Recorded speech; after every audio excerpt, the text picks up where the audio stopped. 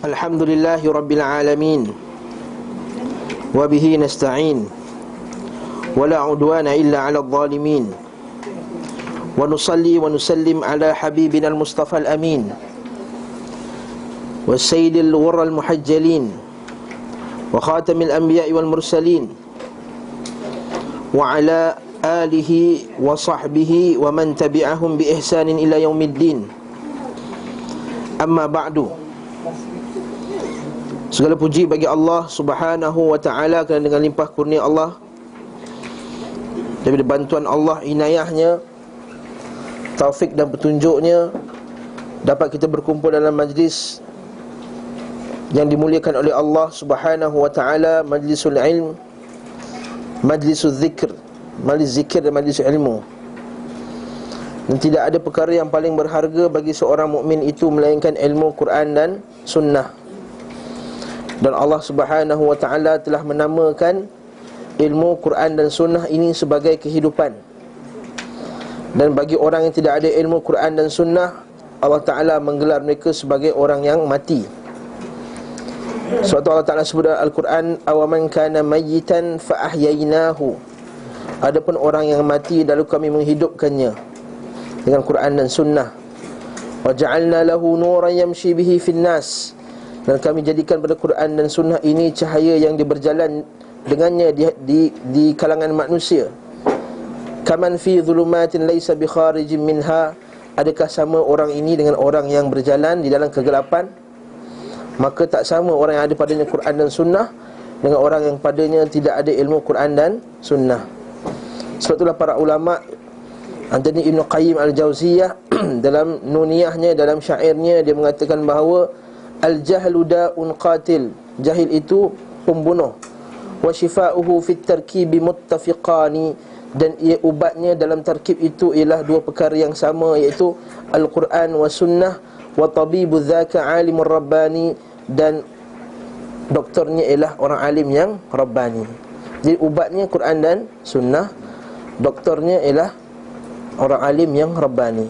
Dan di hadapan kita ni ialah tulisan ulama yang sangat rabbani, iaitu Imam Ibn Qayyim al-Jauziyah. Sebagaimana gurunya, beliau kalau lepas subuh, beliau berzikir sehingga terang matahari bahawa dia bangkit daripada tempat duduknya. Setiap hari dia mengulang kaji lebih daripada 12 lebih pengajian. Dan malamnya dia bersolat malam dengan membaca beberapa juzuk Al-Quran.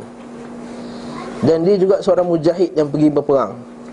Ibn Qayyim mengarang kitab dalam bab akidah, mengarang kitab dalam bab tafsir, mengarang kitab dalam bab fiqh, mengarang kitab dalam bab usul fiqh, mengarang kitab dalam bab hadis, mengarang kitab dalam mengkritik pandangan-pandangan ajaran-ajaran sesat yang lain. Ini kerana barakah yang Allah Ta'ala beri kepadanya atas ikhlasnya berjuang kepada Allah SWT. Maka tinggallah kepada kita untuk membaca kitab-kitab beliau ni. Demi Allah, kata guru saya dahulu, Allah Ta'ala akan menjadikan kitab ni hujah kepada kita di akhirat kelak kalau kita jahil tentang Allah dan Rasulnya. Iaitu soalan yang pertama kita akan ditanya dalam kubur, iaitu Man Rabbuk, wa ma dinuk, wa man nabiyyuk. Dan siapakah Rasul kamu? Adapun orang yang beriman, dia akan dapat menjawab dengan soalan ini dengan lancar. Lalu Allah Ta'ala katakan kepadanya, berilah dia pakaian daripada pakaian syurga, tempat tidur daripada tempat tidur syurga, dan lubang-lubang daripada taman-taman daripada taman-taman syurga, dan luaskan baginya 70 tahun pemandangan kuburnya. Dan bagi orang yang munafik dan orang yang jahat, orang yang mujrim, maka bila ditanya tentang dia, siapakah Tuhan kamu, siapakah Nabi kamu, dan siapakah Rasul kamu, maka dia tidak dapat menjawabnya. Lalu dia mengatakan, sesungguhnya aku telah mendengar manusia mengatakan sedemikian, lalu aku mengatakannya juga. Maksudnya dia hanya ikut-ikut saja dalam mengikut agama ni. Sebab itulah kata ulama, wajib ma'rifatud din, wajib mengetahui agama ini bil adillah, dengan dalil dan hujjah. Dan di hadapan kita ni kitab Ibn Qayyim, dan kita dah bincang bab yang terakhir pada kuliah yang lepas berkenaan dengan kelebihan sekiranya hari Arafah itu jatuh pada hari Jumaat. Dia letakkan 10 kelebihan, dan semoga Allah Ta'ala memberikan kita keupayaan ataupun memberi kita peluang untuk berjumpa hari Arafah pada hari Jumaat. 2 tahun lepas rasanya Jumaat kan, 2000 apa? 2010 kan. Siapa pergi haji 2010 dia untung dapat hari Arafah, hari Jumaat. Hari ini tersambung pula muka surat 71 Dia kesimpulan di atas apa yang kita telah bincangkan daripada awal dulu, bagaimana perbezaan di antara al-khalqu, penciptaan, dan al-ikhtiar. Apa itu ikhtiar? Dah berapa kali minggu dah ni ikhtiar ni kita bincang masalah ni. Apa beza khalqu dan ikhtiar? Allah Ta'ala mencipta yang baik dan yang buruk. Tapi dalam bab ikhtiar ni yang kita faham, ikhtiar yang kita faham amanah ikhtiar semua tu lain. Ikhtiar bukannya maksudnya usaha. Di dalam Al-Quran, wa rabbuka yakhluqu ma yasha'u wa yakhtar, dan Tuhan kamu mencipta apa yang dia kehendaki dan dia memilihnya. Memilih, yakhtar di situ ialah memilih yang terbaik. Dan Allah Ta'ala, seperti mana kita bincang dalam kuliah-kuliah yang lepas, di kalangan manusia Allah Ta'ala telah memilih Nabi Muhammad SAW yang terbaik. Di tempat yang paling mulia ialah Makkatul Mukarramah. Waktu paling mulia dalam seminggu apa dia? Hari paling mulia? Hari Jumaat. Dalam tahunan hari apa? Hari Arafah. Kalau 10 hari, hari Zulhijjah. Kalau waktu malam, malam Lailatul Qadar. Kalau 10 malam akhir Ramadan. Alhamdulillah, Allah Ta'ala telah memilih. Ini kehendak Allah. Jadi Allah Ta'ala memilih, Dia mencipta dan Dia pilih yang terbaik. Satu dalam muka surat 71 dia kata, kesimpulannya bahawa Allah Subhanahu Wa Ta'ala memilih yang terbaik dari tiap-tiap jenis makhluk, lalu mengkhususkan untuk dirinya dan meredainya melebihi yang lain. Jadi hak Allah lah, Dia nak redha mana lebih, dan siapa dia nak redha yang tak lebih daripada orang yang lain tu. Bukan kita yang pilih kan. Macam kita bincang dahulu, kita ke orang musyrikin, bila dia kata kenapa, adakah dipilihnya Rasul itu di kalangan orang-orang biasa kan? Allah Ta'ala kata, wallahu Allah yastafi min rusulihi man yasha. Allah Ta'ala pilih di kalangan Rasulnya siapa yang dia kehendaki. Wallahu a'lamu bima wada'a risalatah. Allah Ta'ala lebih mengetahui siapakah yang dia letakkan risalahnya, pada siapa yang dia letakkan risalahnya. Jadi bukan hak kita untuk memilih yang terbaik.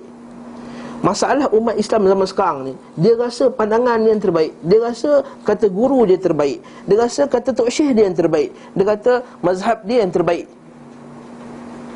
Betul tak ada imam mazhab kita kata mazhab akulah yang terbaik? Tak ada pun yang kata macam tu.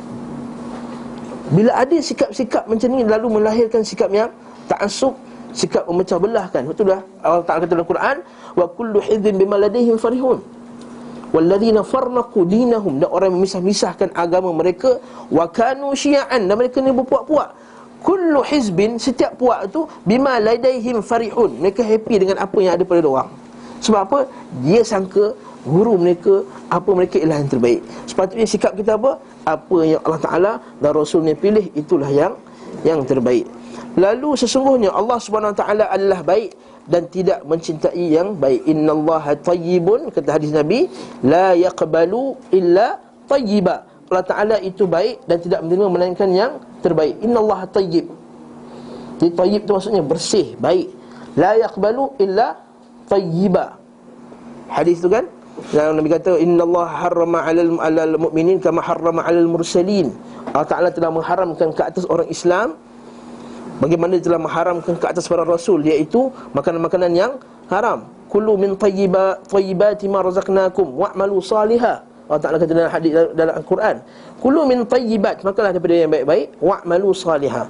Innallaha harrama 'alal mu'minin kama harrama bil mursalin. Allah Ta'ala telah mengharamkan ke atas para orang yang beriman sebagaimana Allah Ta'ala telah mengharamkan ke atas para rasul.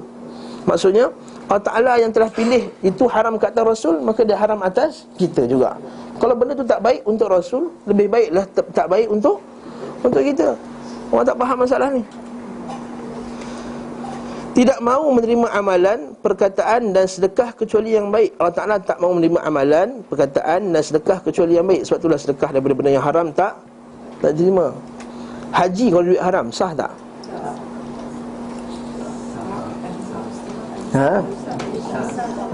Dia pergi menang AF ke-8. AF 8 dah ada belum? Ini contohlah. AF 8 belum start lagi. Jadi contoh AF tu tak kisahlah apa-apa pun. Ini nama lah pertandingan AF. Tak ada kena dengan AF yang sekarang ni lah. AF 8 dia menang, dapat RM1 juta. dia pun belanja diri dia, dia belanja ibunya dan ayahnya untuk pergi haji. Sah tak hajinya? Soalan. Ha? Sah ke tak sah? Ha? Jawapannya ialah hajinya sah tapi tidak ada pahala baginya. Tidak ada pahala baginya. Innallaha tayyibun la yaqbalu illa tayyiba. Allah Ta'ala itu baik dan tidak menerima melainkan yang baik-baik sahaja. Innama yataqabbalullahu minal muttaqin. Imam Ahmad rahimahullahu ta'ala bila dengar ayat ni, innama yataqabbalullahu minal muttaqin, sesungguhnya Allah hanya menerima daripada orang yang bertakwa. Imam Ahmad menangis, dia kata aku ni tak bertakwa, adakah Allah Ta'ala akan menerima amalanku? Ini Imam Ahmad rahimahullah. Ini tu kotak guru syekh, dia rasa guru amalan dah terima dah. Lepas tu dia boleh sedekah-sedekah kat orang. Lepas tu kita nak sedekah-sedekah pahala kat orang ni, kita punya amalan dah terima ke belum? Saya tanya soalan ni, dia nak sedekahkan pahala dekat orang, amalan dia tu dah terima ke nak sedekah tu? Jadi saya nak sedekah benda yang kalau, ni sedekah benda yang kalau lah. Jadi dia tak jadi sedekah lagi tu. Lebih baik sedekah benda yang dah confirm. Benda yang doa tu dah confirm, betul tak? Yang Nabi confirm kata sampai kepada orang yang mati tu. Ini sedekah yang tak, seperti Imam Syafi'i kata tak sampai. Ada seorang yang bernazar, kata aku bernazar aku sembelih lembu ni, korban ni untuk atuk aku. Ataupun aku sembelih, bukan bernazar, ataupun dia sembelih saja lembu tu, korban kan, ni untuk atuk aku. Kata Imam Syafi'i tak sah, tak dapat pahala tu, kecuali kalau yang atuk kita tu bernazar dan dia tak menjalankan nazarnya. Ini mazhab Syafi'i. Terpulang tuan-tuan, kalau tuan-tuan mazhab Syafi'i. Jadi ada pun kriteria kebaikan pada hamba-hamba Allah, kata penulis ni. Ada pun penciptaan oleh Allah Subhanahu Wa Taala mencakup dua jenis tadi. Maksudnya penciptaan mencakupi dua jenis, ada yang baik, ada yang tak baik. Itu kena faham tu. Jadi sini kita tahu bahawa ada benda yang Allah Ta'ala jadikan dia secara kauni, iaitu secara takdir, qada dan qadar Allah. Benda tu jahat, tak semestinya Allah Ta'ala redha. Itu benda kita kena faham ya. Allah Ta'ala mencipta yang baik dan mencipta yang jahat. Cuma kita dari cara beradab kepada Allah, kita tidak menisbahkan yang jahat kepada Allah. Betul tak? Kita nisbahkan, kita kata pembunuhan ni semua Allah Ta'ala buat ni. Tak ada macam tu. Ya betul, dia terjadi atas izin Allah dan kehendak Allah. Tapi kita bila kita sebut cara adab ni kepada Allah, kita tak sebut. Apa dalilnya? Apa dalilnya? Bila kita baca doa iftitah, kita doa iftitah yang panjang tu, kita ke solat malam tu kan, wasyarru laisa ilaik, dan kejahatan itu bukan disandarkan kepada kamu ya Allah. Wasyarru laisa ilaik wal khairu kulluhu biyadaik, dan yang kebaikan itu semua pada tanganmu ya Allah. Wasyarru laisa ilaik, dan kejahatan tidak disandarkan kepadamu ya Allah.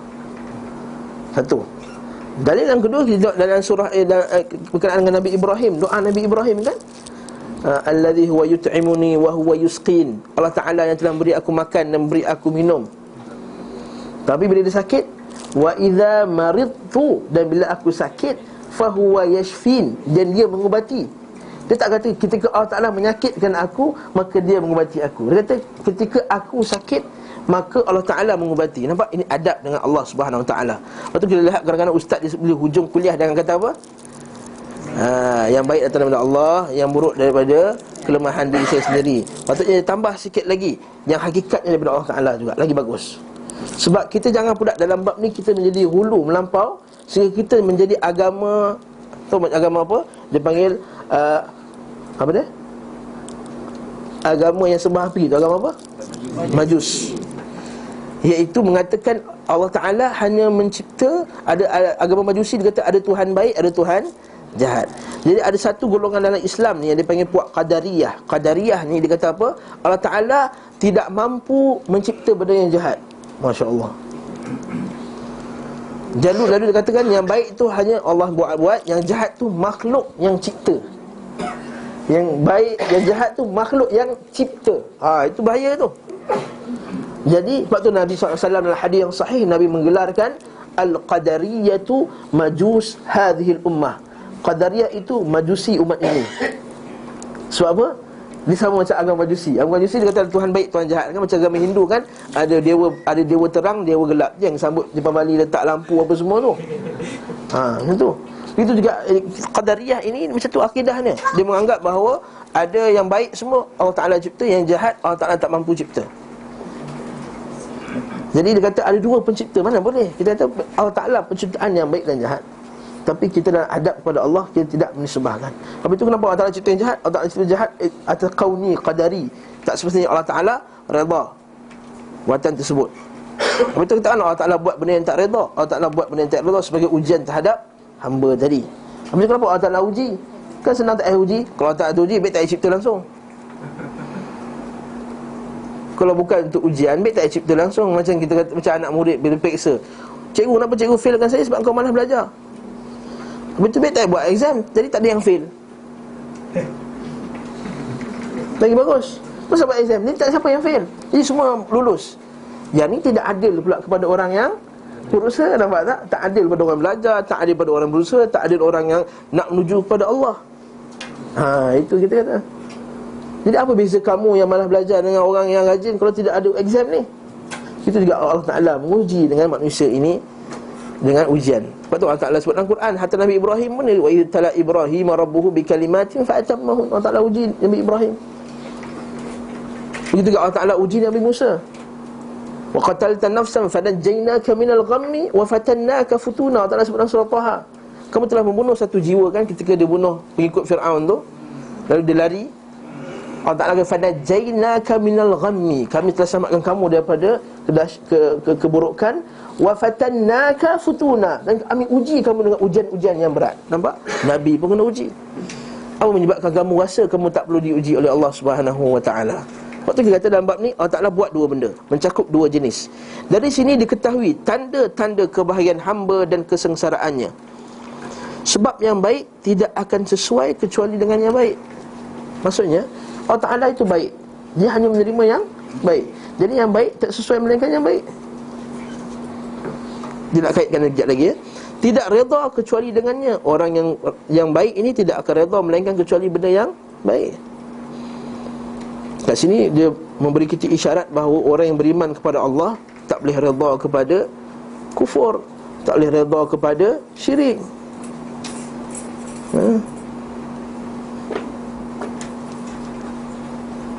Kita bagi orang berhenti berjalan sebab jalan cuma mata gerak, dia cuma tak tengok kitab.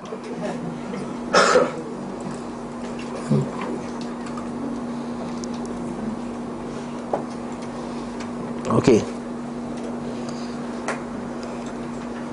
Kat sini bagi isyarat bahawa orang yang beriman kepada Allah, orang Islam, dia tidak akan redha melainkan kepada perkara yang baik. Dan dia akan tidak redha pula kepada yang tak baik. Kepada syirik dia tak redha, kepada kufur dia tak redha, kepada bid'ah dia tak redha. Sebab itulah orang bila buat bid'ah, kita rasa marah, tak selesa, ghirah kita. Kan kita sebut dalam kuliah yang lepas atau kuliah sini, ketika Abu Sa'id Al-Khudri dia kata, ya Rasulullah, boleh tak kalau aku tengok isteri aku berzina dengan orang, aku pergi bunuh laki orang semua?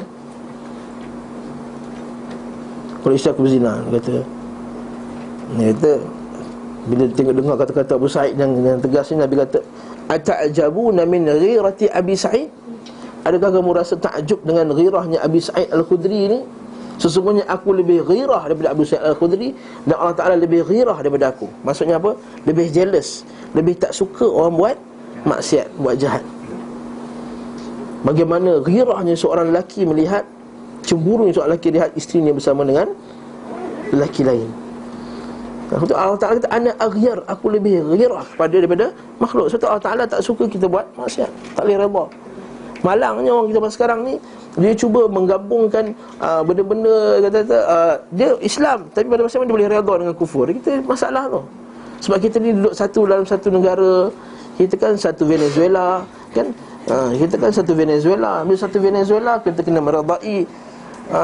Kita sambut sama-sama perayaan, kita sambut sama-sama. Satu Venezuela lah kan, bukan Malaysia, Venezuela. Sederhana. Lalu membawakan ayat Quran yang tak kena pada tempatnya. Ini kata takwil al-jahil ni.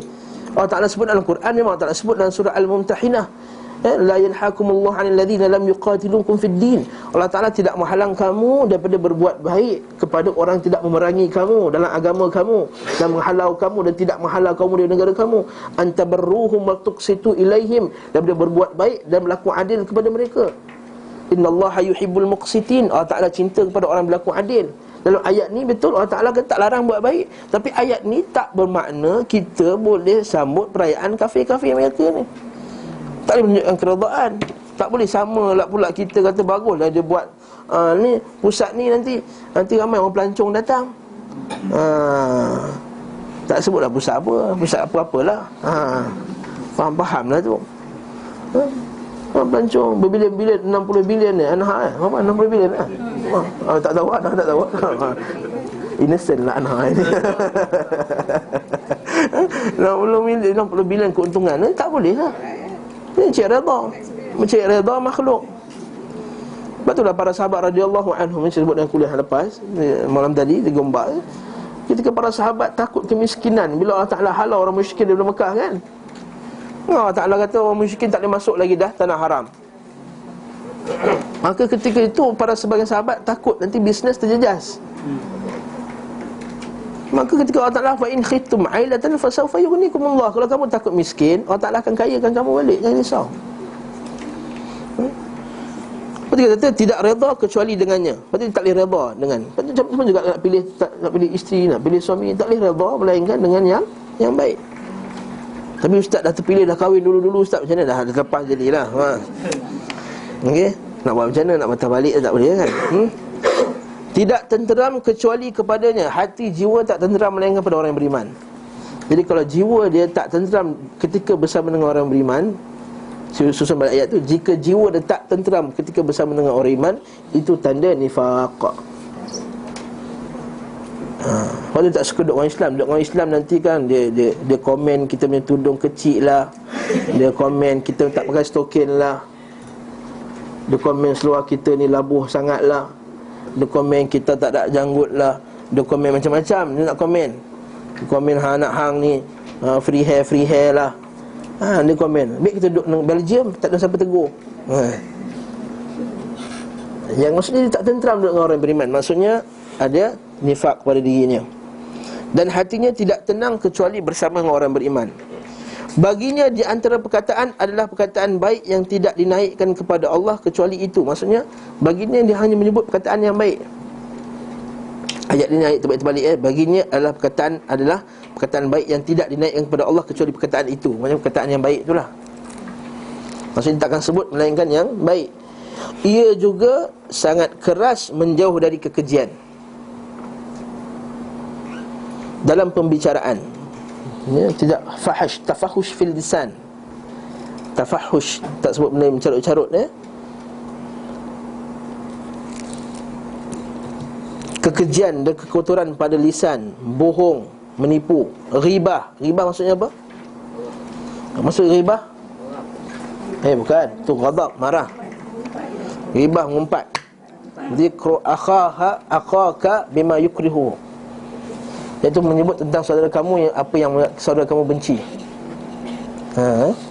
Itu ghibah. Namimah. Maksud namimah? Namimah maksudnya apa?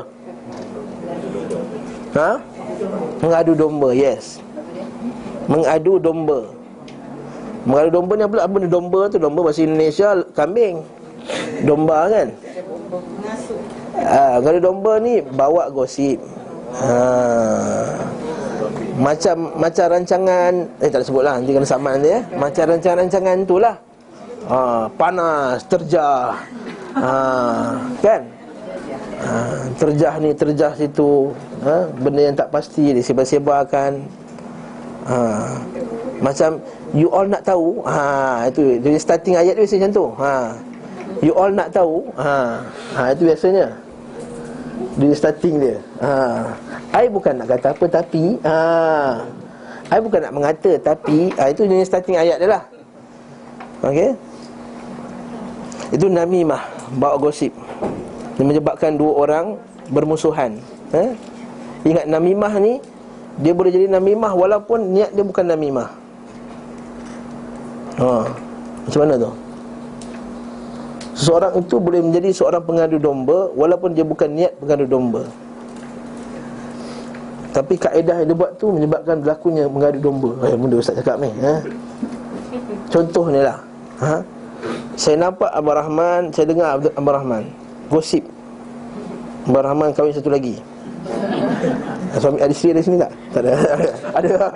Gosip lah. Ni gosip Abang Rahman, jangan lah. Ada gosip lah ni. Saya dengar. Sepatutnya apa seorang yang beriman yang patut buat? Selidik kat siapa ni? Selidik kat orang tu.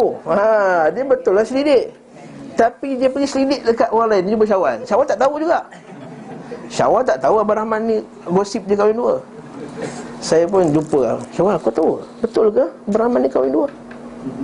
Asal dia tak tahu. Disebabkan kita konon nak tanya tadi, dia tahu. Sekarang ni, ya ke dia pula kata ya ke? Dah. Macam nak declare kat siapa ni? Jom kita jumpa raja pula. Raja pun tak tahu sebenarnya. Dia lalai tu jadi gosip. Niat dia pertama apa tadi? Tahu. Nak pastikan. Tapi dia telah melakukan namimah. Ni berhati-hati. Dalam kitab disebut ni Nurja'al Hambali dan kitab Jami' Ulum. Orang yang niat, tak ada niat nak mengadu domba, tak ada niat nak gosip, tapi dia terbuat benda yang gosip tu bahaya. Sebab itulah tugas kita apa dia? Patutnya nak pastikan jumpa dia. Kalau dia nafikan, dia nafikan, kita kata tak adalah. Tiba-tiba ada orang lain bawa gambar. Ini ustaz. Ketika itu apa kena buat? Sekali lagi kita ambil gambar tu, jumpa Abang Rahman tu. Dia kata, oh menipulah dia rupanya. Itu kita. Lalu kita bersih bang, menipu. Tak, jumpa dia balik tu gambar ni. Kalau dia nafikan, kata gambar ni ialah superimpose.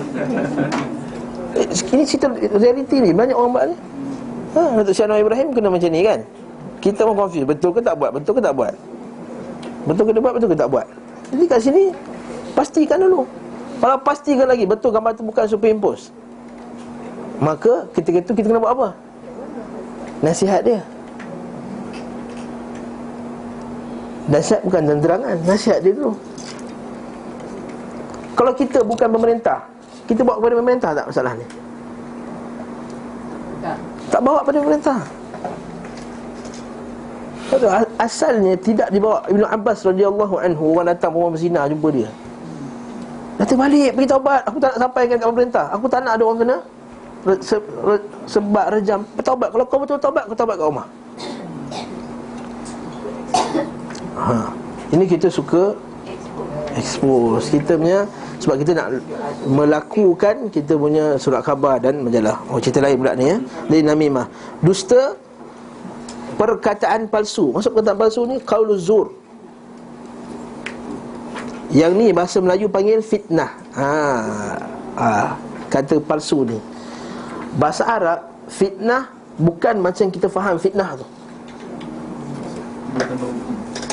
Tuduh tak, bukan yang benar. Berkata, betul Nabi kata, kalau kamu cakap benda yang betul, maka kamu telah aqtabtahu, kamu telah mengumpatnya. Kalau kamu bohong, maka kamu telah memfitnahnya. Okay? Dan semua perkataan yang buruk. Kat sini kita kata, jadi orang yang beriman, dia akan pilih yang terbaik daripada setiap perkataan. Sebab Allah Ta'ala baik dan tak akan menerima yang baik. Demikian juga tidak terbiasa melakukan pekerjaan kecuali yang baik, iaitu pekerjaan yang disepakati kebagusannya. Iaitu benda yang baik tu apa? Yang disepakati kebagusannya oleh fitrah dan syariat, serta diakui oleh akal yang sihat. Jadi benda yang baik tu mesti ada tiga. Pertama, dalil syarak. Hukum kata benda tu baik. Bila hukum tu kata baik, mesti fitrah dia kata benda tu baik, mesti akal kata yang baik. Dalil bahawa apa yang Islam bawa sesuai dengan fitrah, sesuai dengan akal. Jadi tak boleh kita kata apa yang dibawa oleh hukum Islam ni tak sesuai dengan fitrah saya. Mana boleh? I tak boleh pakai tudung tak sesuai dengan fitrah I. Contohnya, ya, berkelubung-kelubung macam ni tak sesuai kata. Ni not myself kata. Ni not myself kata. Kata. Macam mana kalau pakai tudung munafik lagi, ataupun saya tak pakai tudung tapi tak munafik. Saya kata tu I tak nak jadi hipokrit, dia kata. Saya nak jawab golongan je ni. Susah nak jawab tu. Apa dia? Empuk dia. Perempuan mana boleh empuk tak boleh empuk Saya nak jawab tu. Kita kata melanggar hukum Allah, kufur hukum dia. Bukan kafir kufur. Melanggar perintah Allah ialah kufur. Kalau kamu pakai tudung tu nifak, tak pakai tudung nak panggil apa? Apa? Kan pakai tudung tu kamu masih hipokrit, tak pakai tudung terang-terangan menentang hukum Allah. Lebih teruk. Itu bezanya. Minta maaf sebutlah kalau ada anak-anak ke isteri ke apa, tapi kena sebut benda ni. Ini juga orang lelaki. Yang untuk aurat apa semua, ini bertentangan menentang hukum Allah secara terang-terangan. Lebih teruk, yuharibun Allah, muharabah. Dan dia mencari dalil pula menghalalkan perbuatan tersebut. Lebih teruk. Menghalalkan yang haram, mengharamkan yang halal itu lebih teruk. Iaitu pekerjaan yang disepakati kebagusannya oleh fitrah, syariat dan akal. Maka sepakat atas kebagusannya syarak, akal dan fitrah. Seperti menyembah Allah SWT semata-mata tanpa mempersekutukannya dengan sesuatu. Ini fitrah. Fitrah manusia tak boleh ada banyak Tuhan. Sebab kalau banyak Tuhan nanti bertembung.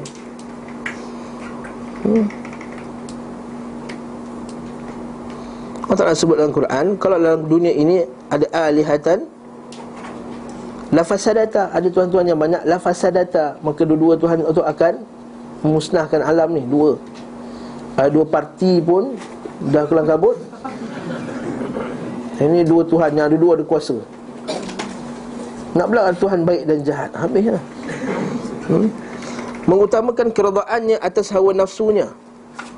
Maksud keredaannya, nya tu besar kan? Jangan silap dengar. Jadi orang tak ada buku, dia dengar nya tu, dia bukan, nya tu N besar. Maksud keredaan Allah daripada hawa nafsunya. Ini kita baru mengaji dalam kitab Tauhid kan. Allah Ta'ala kata la yu'minu ahadukum, hadis Nabi, la yu'minu ahadukum hatta yakuna hawahu tab'an lima ji'tu bih.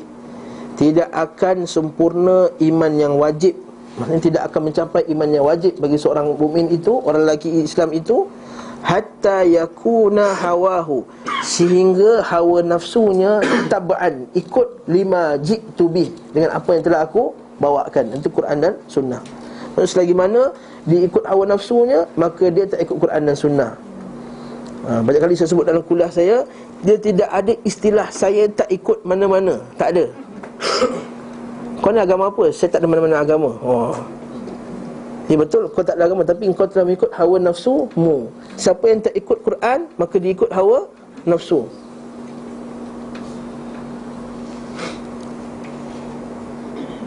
Wala tuti' man aghfalna qalbahu an dhikrina wattaba'a hawahu. Allah Ta'ala sebut dalam surah Al-Kahf.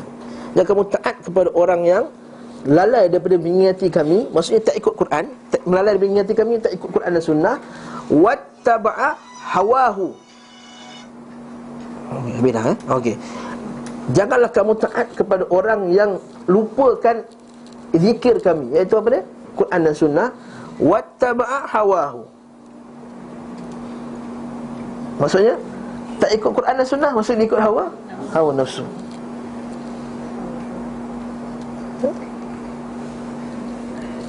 Allah Ta'ala kata dalam Quran juga, surah Maidah pula, fahkum bainahum bima anzalallah wala tattabi' ahwa'ahum. Kamu ikutlah hukumlah dengan hukum Allah, maka janganlah kamu mengikut hawa nafsu mereka. Maka kalau tak ikut hukum Allah, maka dia akan ikut hawa nafsu. Sebab itulah dalam Islam, golongan ahlul bidah digelar sebagai ahlul ahwa wal bidah, orang yang ikut hawa nafsu dan ahli bidah. Bukan maksudnya mereka tu kuat nafsu, jangan. Ahli bid'ah bukan kuat nafsu, bahkan ahli bid'ah lebih bertakwa dan warak sebagainya daripada, lebih bertakwa lebih kuat agama berbanding dengan sebagian orang ahli sunnah. Tapi kenapa mereka digelar sebagai orang yang mengikut hawa nafsu? Sebab dia tak ikut Quran dan Sunnah. Jadi ahli kalam, orang yang bincang akidah guna akal, ikut hawa nafsu. Yang kata Allah Ta'ala di mana-mana, dia ikut hawa nafsu, kita kata dia ahli ahwa. yang menolak sifat Allah di atas arash, maka dia ialah ahlul ahwa. Siapa yang mengatakan bid'ah ini ada yang boleh dibuat, maka itu ialah ahlul ahwa. Betul lah, ahli sunnah digelarkan ahlul ahwa wal bid'ah. Bukan saya gelar. Ulama-ulama dulu, Imam Abdullah Mubarak, Imam Syafi'i digelarkan ahlul ahwa wal bid'ah, iaitu orang tak ikut sunnah Nabi, maka dia golongan orang yang ikut hawa nafsu. Contohnya, tak nak minum tangan kanan, nak minum tangan kiri juga, maka dia telah ikut hawa nafsu dia ahlul ahwa wal bid'ah. Hati-hati. Jangan ingat aku hawa nafsu maksud orang yang kuat nafsu je. Bukan. Bahkan kalau orang kuat makan tu pun tak digelar sebagai ahlul ahwa wal bid'ah. Betul. Orang memang dia mengikuti nafsu kuat makan. Nak backing diri saya ni. Bukan nak backing diri saya. Sebab gelaran tersebut tidak diberi pada golongan tersebut. Ulama salaf tak bagi gelaran orang ikut ahlul ahwa kepada orang kuat makan. Tak. Tapi ada gelaran lain lah.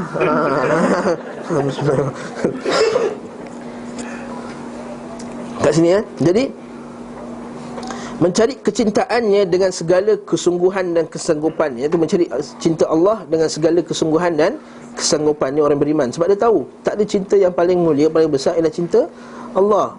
Cari cinta manusia ni macam mana kita belilah cari beria nak carikan untuk pasangan kita ke. Dan seorang isteri, ya masak, aku nak masak sesedap ni bagi. Lepas suami kita makan, waktu dia tidur. Dia tak ada kata terima kasih sayang, peluk, cium, tak ada. Mana ada. Mula-mula ialah kau mula kahwin. Lepas tu dia apa semua, dia pun tidur baring. Tengok sebaliknya, kita suami pun lah cari buah tu. Dia nak, saya try setinggi nak makan buah mangga ni mangga India tu. Pergilah kat masjid India, jam apa semua, dekat apa semua. Balik, bila makan ni buat sambal je. Sebab kita cari cinta makhluk ni, iyalah. Tapi tak sama macam cinta Allah. Cari cinta Allah ni dia rasa kepuasan tu lain. Macam orang bangun sembahyang subuh lah, bangun sembahyang malam kan, rasa kepuasan tu lain. Betul kata ulama salaf, kalau raja tahu apa yang kami rasa ni, dia rasa dibunuh kita semua. Sebab sedapnya sembahyang malam ni. Tapi sebab kita tak rasa benda tersebut. Sedapnya berjuang untuk Islam, sedapnya mengaji hadis. Imam Syafi'i bila ditanya, macam mana perasaan kamu bila dapat satu ilmu hadis? Dia kata rasa macam sedap betul badan ni, rasa macam bergerak-gerak semua aku punya. Dapat satu hadis je. Kita kalau kita baca hadis kalau Rasulullah SAW, ustaz baca, alah ustaz ni tak bawa added value, dia baca je kitab ni. Apa benda lah ni. Ni nak tegur ni, ada student yang taklim macam ni. Bila ustaz tu datang kelas, dia baca je, dia baca buku tu, dia hurai sikit-sikit je. Dia kata ustaz ni tak bawa added value lah, dia kata. Dia hanya baca kitab je. Kalau kita istiqamah baca dengan dia kitab tu, pun dah satu added value dah. Value yang telah di-added kepada dia tu lah. Ini nak cari lagi, kenapa huraian dia tak mengancam? Tak, jangan.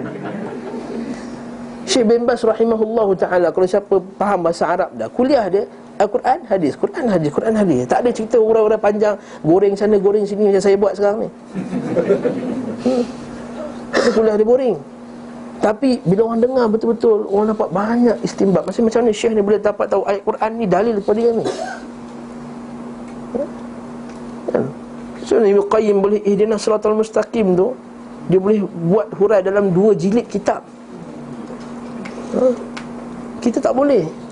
Sebab apa? Kita nak, itulah dia asyik nak added value tu, biar. Hadis dah added value dah. Masa tu hadis dia dah rasa Imam Syafi'i kata seronok. Lepas tu kata para ulama Imam Ahmad dan lain-lain, kata aku mengetahui satu masalah hukum satu malam lebih aku cintai daripada salat 1000 rakaat. Seronoknya pada ilmu. Lepas tu dia boleh berjalan jauh, berhari-hari jalan kaki macam Abu Hatim Ar-Razi. Abu Hatim Ar-Razi ni literally berjalan kaki daripada Mekah ke Iraq, berjalan kaki. Sehingga tengah jalan dia kena rompak, dia kena bunuh, pengsan, dia bukan kena bunuh, kena pukul.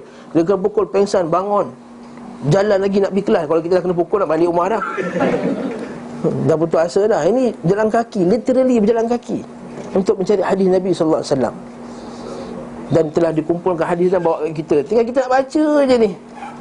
Pasal buat apa? Baca je. Ini kita kata dia tidak buat mereka untuk mencari kecintaan dengan segala kesungguhan dan kesanggupannya. Berbuat baik kepada ciptaannya sebatas yang ia mampu. Kemudian bukan sekadar buat baik kepada Allah, buat baik juga kepada ciptaannya. Hablum minallah wa hablum minan nas. Biasa orang sebut benda ni kan. Jadi kita nak jadi baik tak cukup hanya untuk Buat baik dekat Allah, kena buat baik juga kepada makhluk. Sebab itulah kata Nabi SAW, takutlah hak-hak makhluk. Takutlah dosa kepada makhluk. Sebab dosa kepada makhluk ni kemungkinan dia tak boleh ampunkan, dia tak nak ampunkan. Lalu kita terkena dengan azab. Biasa kita dengar hadis muflis kan. Hadis muflis tu, ia melakukan terhadap mereka apa yang ia ingin mereka lakukan terhadapnya. Apa hadisnya bab ni? Ya, do to others what you want people to do to you. Dah salah aku punya English ya. Kan? Apa hadisnya? Saya belajar kelas Sahih Muslim hari Ahad. Dah lalu dah hadis ni. Muka kelas Sahih Muslim saya tahu Puan Melissa je. Apa hadisnya Puan Melissa? Tak ingat Siapa ingat? Saya belajar hari ni Al-Fonte. Ni air benda mahal ni, RM1 ni. Kat luar.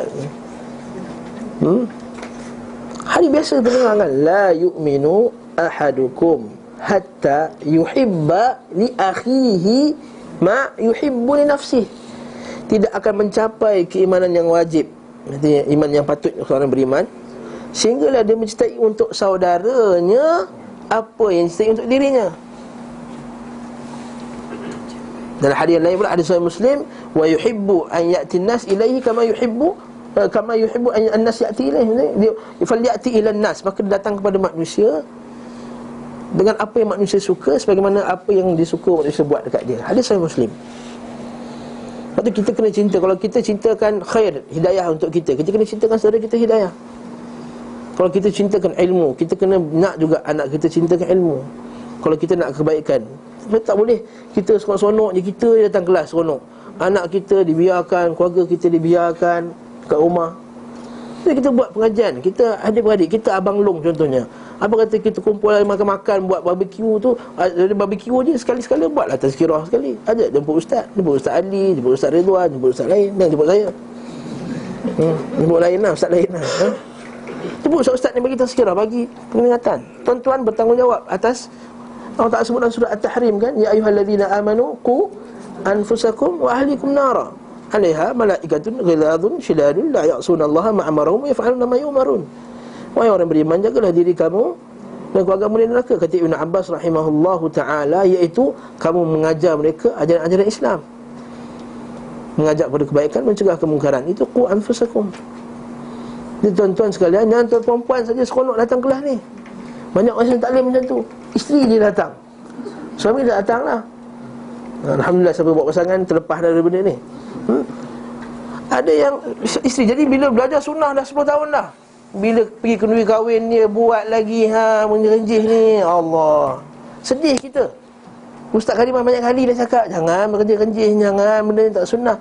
Kenduri kahwin anak dia buat dia, macam mana Ustaz, saya seorang je nak buat, tak nak buat benda tersebut. Adik-beradik, itu sebabnya awal-awal tu tak ajak adik-beradik ikut sunnah.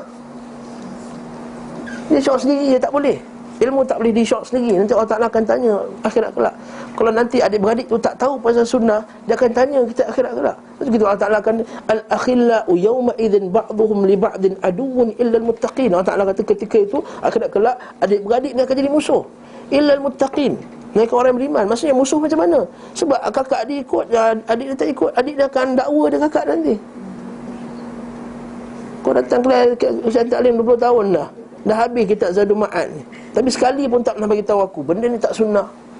Sebab apa? Takut tak nak cakap, nanti kang putus saudara. Dia kata tu. Itu benda yang kita kena faham. Jadi kat sini kata dia tidak melakukan terhadap mereka apa yang ingin mereka lakukan terhadapnya. Dalam masalah ni, kata hadisnya, kalau kita baca dalam huraian tu, dalam masalah dunia dan juga masalah akhirat. Maksudnya kalau kita suka makan sedap-sedap, kita nak juga saudara kita makan sedap-sedap. Kita nak pakai pakaian yang elok, kita nak juga saudara kita pakai pakaian yang elok. Jadi kalau orang sedekah nak pergi hantar dekat Pahang, jangan bagi baju-baju buruk. Kalau kita tak suka baju buruk, jangan bagi dia baju buruk. Betul tak? Kalau anak kita pakai pampers, diapers contohnya, kan, apa tu panggil apa? Ya, Mami Pokok. Mami Pokok mahal. Diapers contohnya, diapers standard. Mari kita nak juga makan diapers, jangan bagi yang cekai 50 sen satu yang tak boleh lekat tu, letak tak lekat tu, pampers tu. Dah lah orang tu susah, bagi pampers yang susah lagi. Ini contohnya lah. Lepas tu dia Abdullah bin Umar radhiyallahu anhu dia faham maksud ayat ni. Allah kata lan tanalul birra hatta tunfiqu mimma tuhibbun. Kamu tidak akan mencapai kebaikan yang sempurna sehingga kamu sedekah apa yang kamu cintai. Pernah sekali Ibnu Umar tengah dalam sakit yang teruk, yang sakit dia akan menemu kematiannya. Dia minta dekat anak dia, "Wahai anakku, tolong bawakan aku buah anggur." Ketika itu musim bukan musim anggur. Lalu dia anak dia carilah beri, cari sampai kat rumah bawa anggur tersebut. Tiba-tiba datang orang ketuk rumah, dia minta makanan. Ayat Quran kata apa? Kamu tidak akan mencapai kebaikan sebenarnya sehingga kamu beri apa yang kamu cintai. Ketika itu dia kata paling aku cintai ialah anggur ni. Lalu dia bagi anggur tu. Anak kata aku punya cari punya penat, kata. Aku cari punya lah penat, aku nak bagi anggur. Tak apa, Allah Ta'ala kata dalam Quran. Nanti kita tak apa lagi dah tu. Kita bagi yang yang Masya Allah. Menasihati mereka sebagaimana mereka menasihati dirinya sendiri. Tadi huraian tadi, menilai mereka seperti penilaian yang ia ingin mereka berikan kepadanya. Jadi jangan nilai orang. Jadi kita nilai kat orang macam orang suka nilai kat kita. Jangan kita mencari-cari kesalahan, mencari-cari keburukan. Jangan terjesus, jangan cari kesilapan. Setengah orang suka cari kesilapan. Untuk apa? Kadang-kadang dengki datang pada tu hakat sebenarnya, hakat, dengki. Berlaku ustaz, kata ustaz contohnya. Ustaz ni bagus. Ustaz ni kalau lain kalau dia melanggar manhaj itu lain cerita. Kalau langgar Al-Quran Sunnah itulah kita kata dia melanggar. Tapi kalau dia jelas sebenarnya, alah ustaz ni kan bagus sangat sebenarnya, dia cerita suka paling pulara. Tak kisahlah paling pulara pun kalau paling pulara dalam benda yang sahih. Taklah kita tuduh orang paling pulara gitu tak. Kalau ustaz tu menyebabkan paling pulara orang suka kepada sunnah, tak kisahlah paling pulara macam mana pun. Tak ada kena-mengena lah ni mana-mana ustaz Jadi menanggung gangguan mereka namun tidak membebankan gangguannya kepada mereka. Maksudnya menanggung gangguan apa? Gangguan mereka, iaitu dia tak akan biarkan saudaranya dalam kesusahan lah. Betul kata al-muslim akhul muslim. Itu Ibnu Qayyim ni. Kalau kita baca setiap ayat yang kita baca tu semua ada dalil, betul tak? Setiap ayat yang kita baca dari awal tadi semua ada dalil. Itu ulama bila dah biasa dengan Quran dan Sunnah, apa yang disebut semua ada dalil. Bukan kita mencari-cari dalil untuk menghalalkan perbuatan kita. Itu lain balik tu. Nampak ni? Ini setiap perbuatannya ada dalil. Apa hadisnya? Seorang muslim akan menanggung gangguan muslim yang lain. Dalam hadis Nabi kata dalam hadis yang sahih, al-muslim akhul muslim, la yatrukuhu wa la yakhdhuluhu wa la yuslimuhu. Muslim itu saudara muslim, dia tidak meninggalkannya dalam kesusahan. Wala yakhdhuluhu, dan dia tidak menghinanya. Wala yuslimuhu, dan dia tidak membiarkannya kepada musuh. Ini hadis Nabi. Dan namun mereka tidak membebankan gangguannya kepada mereka. Pada masa sama dia tak menyebabkan kesusahan kepada saudaranya. Apa dalilnya? Apa hadis tu?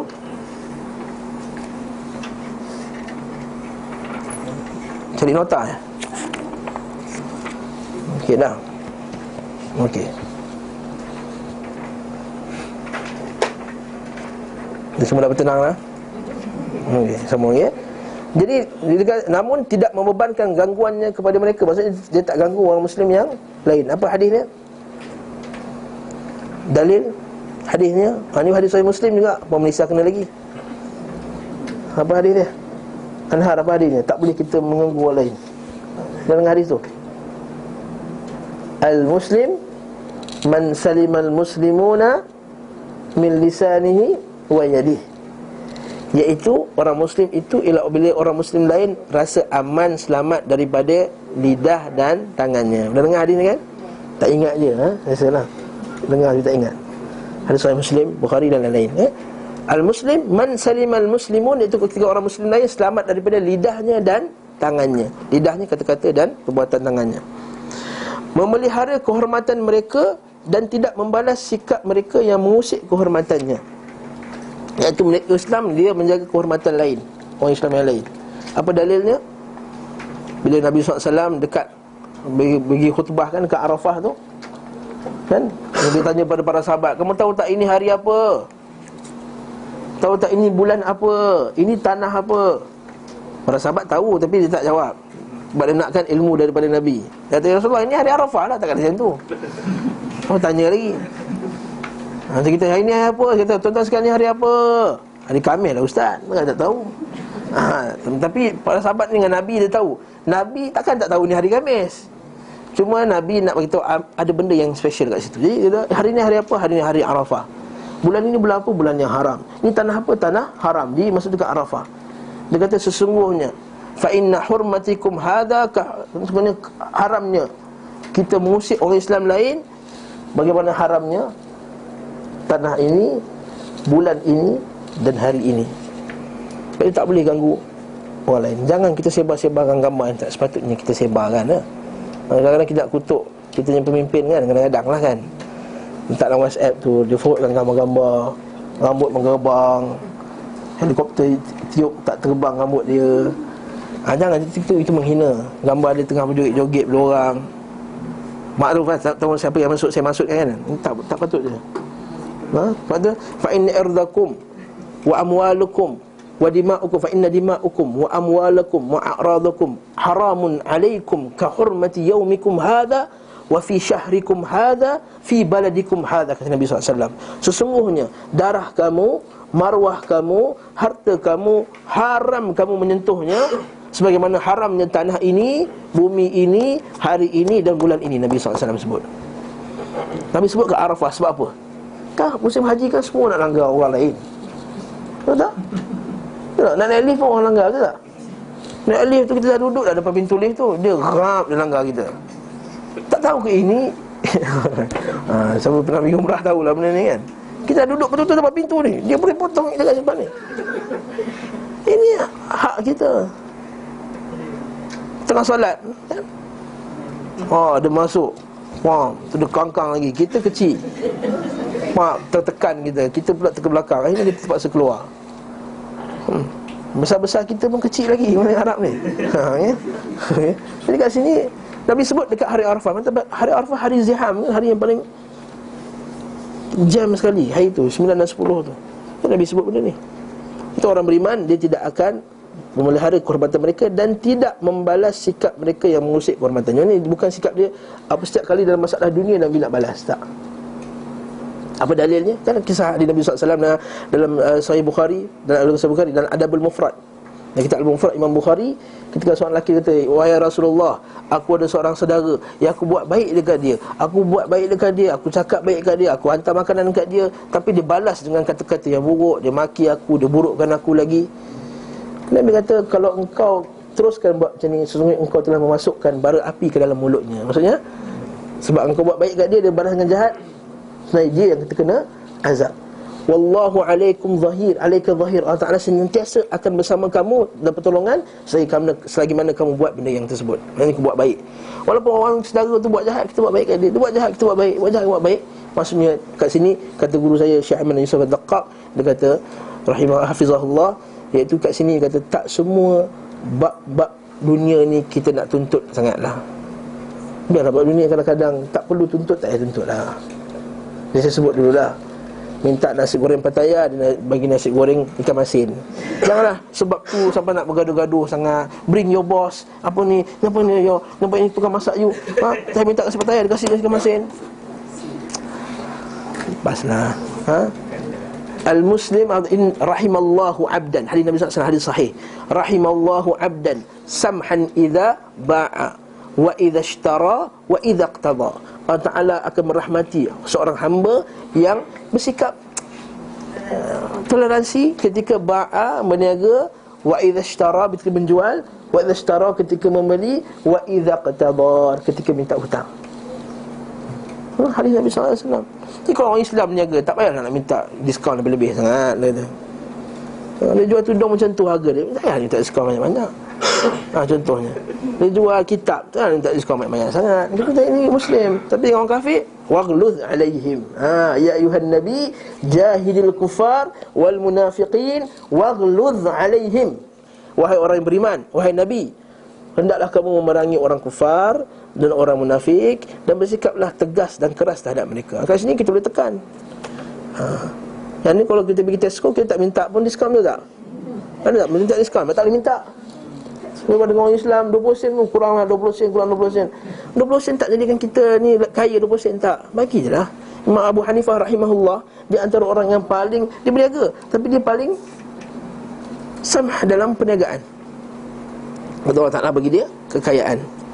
Rahimahullahu Imam Abu Hanifah. Jika melihat kebaikan di antara mereka, ia menyebarkannya. Nampak? Kau nampak kebaikan, dia sebarkan. Jika melihat keburukan pada mereka, ia menutupnya. Dalil dia hadis Nabi SAW, man satara awrata akhihi satarallahu awratahu yaumal qiyamah. Sesiapa yang menutup aurat saudaranya, iaitu menutup benda yang malukan saudaranya, Allah Ta'ala akan tutupkan benda yang malukannya akhirat kelak. Wallahu fil aunil abdi ma kana al abdu fi auni akhihi. Sentiasa Allah Ta'ala dalam pertolongan hamba-Nya selagi mana hamba dalam pertolongan Allah SWT. Jika ia melihat keburukan pada mereka, ia menutupnya, melegitimasi perbuatan mereka sebatas kemampuannya selama tidak menyalahi syariat. Maksudnya, katakanlah dia tersilap, kita cuba husnuzan, bagaimana tidak melanggar syariat lah. Maksudnya, kemungkinan dia tersilap. Ustaz terlambat mungkin sebab dia sakit kot. Ustaz cancel kelas memang sebab dia ni ustaz lah. Kita juga orang lain. Student tadi termasuk lambat mungkin sebab jam tadi. Kita kena ada sikap macam ni lah. Selagi dalam batas syarak. Jangan pula bila tok guru dia bersinar kata tak apa, tok guru kita dah level lain. Ini tarekat. Tok guru kita dah level lain dah. Jangan tegur dia. Terlupa. Dia tak boleh lah. Itu sangat tarekat kan. Dia guru dia berzina dengan anak murid, dia kata tak, itu guru kita level lain. Dia macam makam Nabi Khidir lah. Bunuh orang pun tak salah dah.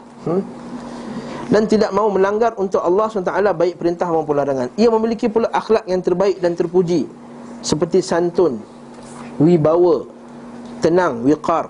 Tenang juga sifat orang yang beriman. Betul, tergesa-gesa sifat syaitan. Belas kasih, sabar, setia, ringan tangan, dermawan, jujur, bersih hati, dari benci, tipuan, dengki dan iri.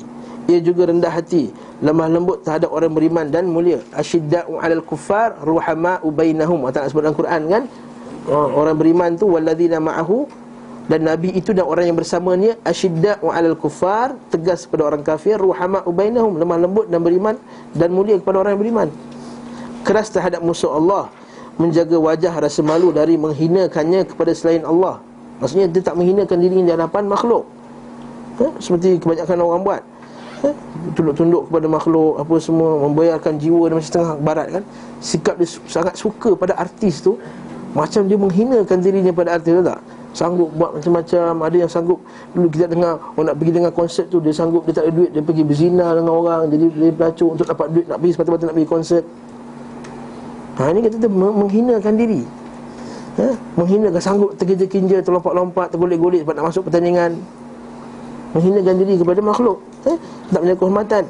Berani, pemurah, beradab, setiap akhlak yang disepakatinya kebarusannya oleh syariat, fitrah dan akal. Dia tidak boleh memilih makanan kecuali yang terbaik. Bukan tersedap, terbaik. Kalau tersedap masalah kita. Terbaik, iaitu makanan yang halal, bergizi dan lazat, yang menjadi konsumsi terbaik bagi badan dan roh, di samping terhindar dari efek sampingan. Sebab tu Ibn Qayyim ni, dia ni bukan sekadar pakar dalam agama, dia juga pakar dalam tib, perubatan. Sebab tu dalam buku dia ada Tib Nabawi tu, dia cerita pasal makanan ni apa kesan kat badan, makanan ni apa kesan kat badan, subhanallah. Ibn Qayyim ni macam mana dia mengaji pun tak tahulah, wallahu a'lam. Ia tidak memilih di antara wanita yang dinikahi kecuali yang terbaik dan yang paling suci. Dalilnya jelas kan. Nabi kata apa? Carilah wanita yang saleh kan. Tunkahul arba'a, tunkahul mar'atu li arba', limaliha wa jamaliha wa linasabiha wa lihasabiha, fadfar bidatid din. Tadi baca hadis kita dengar kan, jika wanita tu kerana hartanya, kerana pangkatnya, kerana keturunannya, maka jagalah yang beragama, nescaya tangan kamu terlepas terlibat jadak. Dia akan pilih yang terbaik. Tidak memilih wangian kecuali yang paling baik dan yang harum. Tidak memilih sahabat dan kenalan kecuali yang baik. Ini poin yang kita highlightkan sikit ni. Tidak memilih kawan melainkan terbaik. Kita kena tinggalkan kawan-kawan yang jahat. Al-mar'u ala dini khalilih. Okey. Bayangkan pakcik Nabi Abu Talib tak dapat mengucap sebab antara asbabnya ialah kawan Abu Jahal dekat sebelah tu. Macam tu juga kawan kita semua yang tak ingat Allah Ta'ala, bila dekat baradul maut, dekat sakit mati tu, you ingat tak yang kita jumpa kat London dulu? Saya sebut dalam kuliah yang lepas. Dia tengah sakit ni, sakit kanser teruk dah, level 4, stage 4 dan tengah sakit. Oh, sakit ni. You ingat tak ni dalam keadaan tidak berhijab dengan hijab yang Islami kena. Ingat tak ni yang kita jumpa dulu, kita beli kristal sama-sama dekat Bista dulu, dekat apa semua ni, Harrods apa semua. Kita kata makcik, orang ni dah nak menuju Allah ni, bagilah nasihat yang baik tu. Saya ingatkan dia pada kristal tu lagi dah. Ingatlah kepada Allah. Nampak tak? Kata kalau masa tengah cerita kristal tu, dia teringat kristal, lepas tu dia sebut, oh kristalku, lepas tu meninggal. Sebelum makcik tu datang, dia kata, Kak, ucap la ilaha illallah. Dia ucap la ilaha illallah. Dia datang tadi, last minute kata, aku nak tengok kawan aku. Ini contoh lah ni, contoh. Ingat tak yang kita beli kristal sama-sama dulu? Oh kristalku, meninggal. Lepas tu elok akhirul kalami, elok kalimat terakhirnya la ilaha illallah tadi, kalimat terakhirnya kristal. Tapi alhamdulillah lah orang tu tak meninggal dengan kristal tadi lah. Dia meninggal dengan la ilaha illallah kat akhirnya. Semoga Allah Ta'ala merahmatinya orang tersebut. Jadi kat sini tidak milih sahabat yang baik. Jadi kalau ada sahabat yang jahat, putuskan hubungan. Ustaz, bukankah itu putus dengan satu rahim? Kita boleh al-bara'ah, berlepas diri pada orang musyrik, ada orang yang maksiat, tapi bukan secara total, tak boleh. Saya sebut dalam kuliah saya yang Selasa lepas, iaitu kita boleh berlepas diri daripada mereka. Tak kawan, tak usah angkat call, takut kita terkena rosakan. Lepas tu bila dah baik, call dia balik. Kita dah rasa kita kuat, dah rasa kita ni steady, apa semua, nak call, nak silaturahim, nak SMS, apa semua boleh lah. Adapun kalau dia ajak, jom pergi minum, bukan minum arak lah, maksudnya pergi minum teh. Mula pergi minum teh, mula dia ajak sembang benda lain, ajak benda lain, apa semua. Kita pun, jiwa kita ni lemah. Ingat ni kata ulama salaf, al-qulubu dha'ifatun wal fitnatu khattafatun, kata ulama salaf. Ketahuilah, jiwa hati-hati ini lemah, dan fitnah itu suatu benda yang menyambar hati-hati kita ni. Fitnah ni maksudnya ujian-ujian ni lah. Apa yang menyebabkan kita rasa jiwa kita ni kuat untuk menghadapi fitnah ni? Tak ada siapa. Waktu para ulama salaf, dia menjauhi benda-benda macam ni. Dia tahu itu jahat. Julasa isuk, dia takkan dekat julasa isuk, takkan dekat dengan orang yang duduk dengan orang yang ahli maksiat, tak duduk dengan ahli-ahli bid'ah. Jangan pula kita kata apa salahnya ustaz, dia ni kawan baik. Kita kata ya, kawan baik, tapi kita nak cari keridhaan Allah Subhanahu Wa Taala. Kalau kita duduk dengan dia, bertambah kekufuran kita, bertambah bid'ah kita, lebih baik tak duduk dengan dia. Kecuali kalau nak ajak dakwah, itu lain cerita. Itu pun jika dia rasa betul-betul boleh untuk hadapi tersebut. Kalau tidak, bahaya nanti. Nak dakwah, lala kita terdakwah dengan dia. Betul tak? Ni aku nak dakwah ni, tengok dia bawa kawan 4 orang, kita seorang je. Dia perempuan, kita pun terpengaruh, kita pula ikut style dia. Tak boleh. Lepas tu nak dakwah, semua macam mana suruh datang rumah kita tu, ada macam mana, nak jumpa, jumpa kita kat Yayasan Taklim. Tak boleh, nak sampai terakhir jumpa kat sini. Allah, segan lah aku Yayasan Taklim. Alah tak apa, sekejap je kau pergi sembang-sembang tu, kita minum, terik lepas tu. Nampak tak? Tapi caranya, bukan sebaliknya. Dia tengah lepak dekat mana tak, dekat tempat ada orang minum arak atas meja apa semua, jomlah niat dakwah kat situ. Tidak. Jadi yang silap benda ni, jangan tersilap dengan atas nama dakwah. Rohnya baik, badannya baik, akhlaknya baik, amalnya baik, perkataannya baik, makanannya baik, minumannya baik. Ini macam talqin je ni.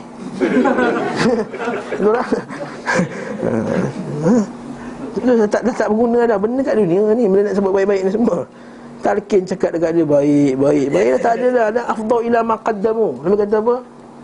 La tasubbul amwat fa innahum qad afdal ila ma qaddamu.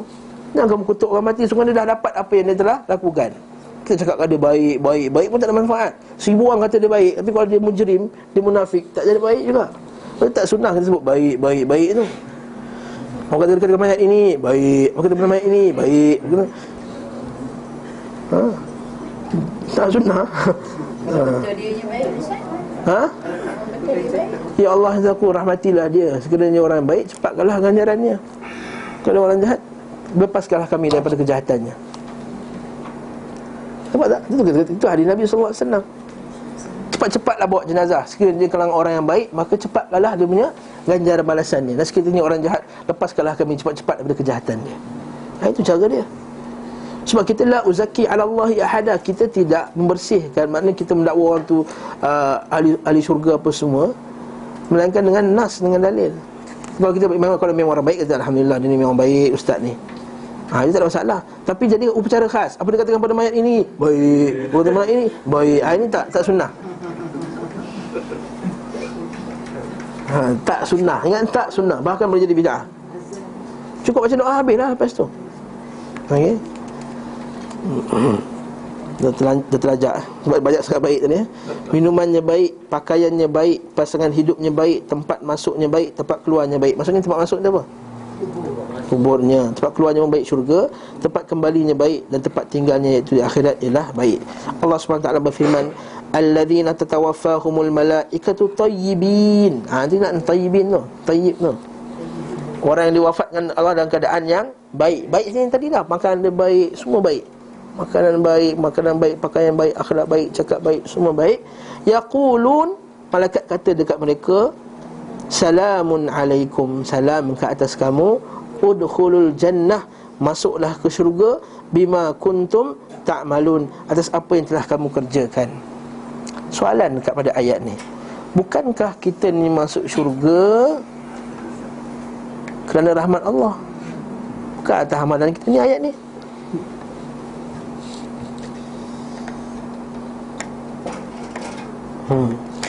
Jawapan ialah, ya, kita masuk syurga kerana rahmat Allah. Tapi rahmat Allah dapat dengan jika kita berlaku amal kepadanya. Sebab itulah kita kena beramal juga. Dia kita kata, oh, kita masuk syurga rahmat Allah, tak kisahlah macam mana amalan kita pun. Tidak. Satu, nak dapat redha Allah kena beramal. Yang kedua, amalan itu menentukan level kita dalam syurga. Itu kena ingat.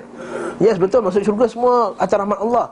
Tapi level kita dalam syurga ialah berdasarkan amalan kita. Betul dah, kalau kita baca tafsir surah Al-Baqarah kan, dia kata kita punya kedudukan dalam syurga nanti setakat mana kita berhenti dalam baca Quran. Kalau banyak, tinggilah. Kalau rendah, rendahlah. Dan satu level ke satu level yang lain, macam hadis Nabi, hadis Sahih Muslim, seumpama orang melihat bintang di langit. Maksudnya satu level ke satu level yang lain, jauh. Jadi kat sini jangan silap faham. Jadi tayyibin, baik. Termasuk pula orang yang dikatakan kepada mereka oleh penjaga syurga, salamun alaikum tibtum, kamu telah menjadi orang yang baik, bersih. Fadkhuluha khalidin, maka masuklah di dalam, kekal dalamnya. Huruf fa pada lafaz fadkhuluha ada fa as-sababiyah. Jadi saya belajar bahasa Arab, fa ni kan huruf ataf. Fa ni boleh juga masuknya after, then. Kemudian contohnya bila Nabi Musa kata dekat Fir'aun, kata wa inna mau'idakum yaumuz zinah wa ayyuhsyarun nasu duha, iaitu hendaklah perjumpaan kita nanti nak berlawan sihir nanti ialah ketika hari perayaan, supaya semua ramai orang ada. Wa ayyuhsyaran nasu duha, dan berkumpullah manusia pada waktu duha. Kenapa waktu duha? So, waktu duha terang tapi tak panas. Itu kalau kita waktu duha 9:45. Tapi kita dah gelap dah dalam ni, dah sejuk dah. Wa ayyuhsyaran nasu duha. Apa jadi pada Fir'aun? Fatawalla Fir'aun, maka Fir'aun pun balik. Fajama'a kaidahu, maka dia pun kumpulkan dia punya. Maka fa tu ialah fa kemudian, selepas itu. Tapi dalam ayat ini, fa di sini ialah fa as-sababiyah, dia panggil bahasa Arab. Fa as-sababiyah maksudnya ialah fa ialah menerangkan sebab. Maksudnya masuklah syurga sebab kamu telah beramal. Ya? Maksud kamu telah beramal. Dan ini disebabkan oleh kebaikan kamu, maka masuklah kamu ke dalam syurga. Allah juga berfirman dalam Al-Quran surah An-Nur, al-khabithatu lil-khabithin wal-khabithuna lil-khabithat wat-tayyibatu lit-tayyibin wat-tayyibuna lit-tayyibat. Bisa dengar tak ayat ni? Perempuan-perempuan yang jahat ialah untuk laki-laki yang kejahat, laki-laki yang jahat untuk wanita-wanita yang jahat, laki-laki perempuan-perempuan yang baik untuk laki-laki yang baik, dan perempuan laki yang baik untuk perempuan-perempuan yang baik pula. Sebab tu kalau kita nak cari isteri yang tak kahwin lagi lah, nak cari isteri yang anha, nak cari isteri yang salihah, kita kena jadi salih dulu. Okay? Ayat ini ditafsirkan dengan makna al-kalimatul khabithat, Sebagian ulama mentafsirkan tadi itu, yang khabithat itu bukan wanita, dia terjemahkan sebagai kalimat, kata-kata. Ini ulama tafsir lah. Betul dia kata apa? Al-kalimatul khabithat lil khabithin wal kalimatut tayyibat lit tayyibin. Iaitu kata-kata yang keji milik orang yang keji, dan kata-kata yang baik milik orang yang baik. Maksudnya orang baik ni akan cakap benda yang baik je lah, orang yang jahat akan sebut benda-benda yang jahat. Sebahagian lagi menafsirkan dengan makna an-nisa'ul khabithat lil rijalul khabithin. Maksudnya yang tadilah wanita-wanita. Namun sesungguhnya ayat di atas itu mencakup semua benda. Maksudnya apa? Hal-hal yang baik berupa kata-kata, amalan wanita-wanita untuk yang serasi dengannya di antara yang baik-baik pula. Sedangkan hal-hal yang keji baik berupa kata-kata, amalan dan wanita untuk yang serasi dengannya di antara yang keji pula. Maksudnya ialah kalau orang baik dia akan sebut benda yang baik lah, amalan yang baik. Dia akan dapat yang baik, isteri yang baik, anak yang baik. Allah SWT menjadikan yang baik-baik dan semua yang berkaitan dengannya di syurga. Dalam syurga semua yang baik. Lepas tu tak ada berak, tak ada kentut, tak ada kencing. Betul, ini hadis Nabi. La taqawwatun wa yatakhabbatun wa la yabulun. Kata Nabi SAW dalam hadis sahih Muslim, bila membincangkan masalah di syurga nanti, tidak ada kentut, tak ada berak, tak ada kencing. Dan bila berak kan sakit perut, tak jumpa tandas, tak lagi sakit lagi. Betul tak? Jadi itu bukan satu nikmat. Jadi dalam syurga tak ada benda tersebut. Dalam syurga tak ada jelas. Walaupun nanti kita akan dapat bidadari yang banyak, dan isteri kita adalah salah satu bidadari kita, dan tak ada pula isteri kata dia jealous dengan bidadari nombor 2 tu. Mana ada. Aku nak buat lebih sikit nanti bidadari nombor 2 ni. Tak ada. Tak, bukan macam tu. Dalam syurga juga ada setengah orang tanya, Ustaz, kalau saya masuk syurga, anak-anak tak masuk syurga, adakah nanti kan teringat anak dalam neraka? Tak ada benda tu dah. Tak teringat dah. Sebab macam mana kalau dalam syurga dia teringat anak dalam neraka, mana boleh hati jadi tenang, betul tak? Anak kita tak balik malam pun kita tak tenang dah. Tak ada benda tu. Allah Ta'ala hilangkan semua benda tu. Okey? Hilangkan benda tu semua. Ini di syurga nanti. Dan menempatkan hal-hal keji serta seluruh yang berkaitan dengannya di neraka. Maksudnya dalam neraka semua jahat. Tak ada yang baik. Beza dengan dalam penjara, betul tak? Penjara kadang-kadang okey juga, dia kata. Betul, setengah orang masuk penjara, lepas tu keluar dia nak masuk penjara balik, betul tak? Setengah orang dia kata, aku tak boleh hidup kat luar sana, biar aku duduk dalam penjara. Masa penjara tadi bukan lagi menjadi azab hukuman padanya, adalah jadi tempat perlindungan dia pula. Nampak? Itu beza hukuman dunia dengan hukuman akhirat.